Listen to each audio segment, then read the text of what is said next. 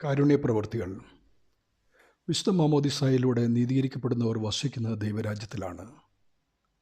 നല്ല ശമരിയക്കാരനായ ക്രിസ്തു കാണിച്ചു തന്ന നിത്യതയിലേക്കുള്ള വഴി മാനസാന്തരപ്പെട്ട് അവൻ്റെ ഭരണത്തിന് കീഴിലുള്ള ദൈവരാജ്യത്തിൽ വസിച്ച് നാം പിന്നീട് ചെയ്തു പോകുന്ന പാപങ്ങൾക്ക് പരിഹാരമായും നിത്യജീവങ്കിലേക്കുള്ള യോഗ്യത നിലനിർത്തുവാനുമായി തൻ്റെ തിരുശരീര രക്തങ്ങളാകുന്ന വിശുദ്ധ കുർബാന താൻ വീണ്ടും വരുവോളം അനുഭവിക്കുവിനെന്നും അതോടൊപ്പം അവൻ നമ്മെ ജീവൻ കൊടുത്ത് സ്നേഹിച്ചതുപോലെ നിങ്ങളും അന്യോന്യം സ്നേഹിക്കുവിനെന്നും തൻ്റെ തന്നെ സൃഷ്ടിയായ എളിയവനെ ആദരിക്കുന്നവൻ തന്നെ ആദരിക്കുന്നു എന്നും ഓർമ്മിപ്പിച്ചു.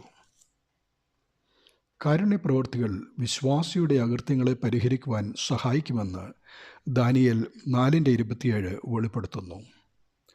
നീതിയാൽ പാപങ്ങളെയും ദരിദ്രർക്ക് കൃപ കാട്ടുന്നതിനാൽ അകൃത്യങ്ങളെയും പരിഹരിച്ചു കൊള്ളുക.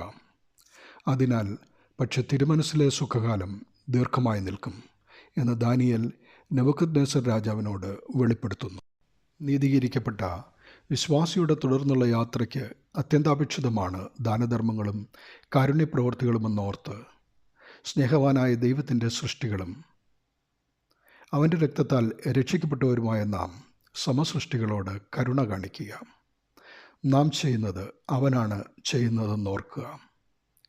സഹോദരനെ, കൂട്ടുകാരനെ, ശത്രുവിനെയും സ്നേഹിക്കുകയെന്ന് ഉപദേശിച്ച സത്യദൈവത്തിൻ്റെ യഥാർത്ഥ സ്നേഹമായ ദൈവസ്നേഹം അഥവാ അഗാപ്പെ നമ്മിലൂടെ അപ്പോൾ നിവൃത്തിയാകും. അങ്ങനെ അവൻ നമ്മിലും നാം അവനിലും വസിക്കും. ദൈവനാമം മഹത്വപ്പെടട്ടെ. ആമീൻ.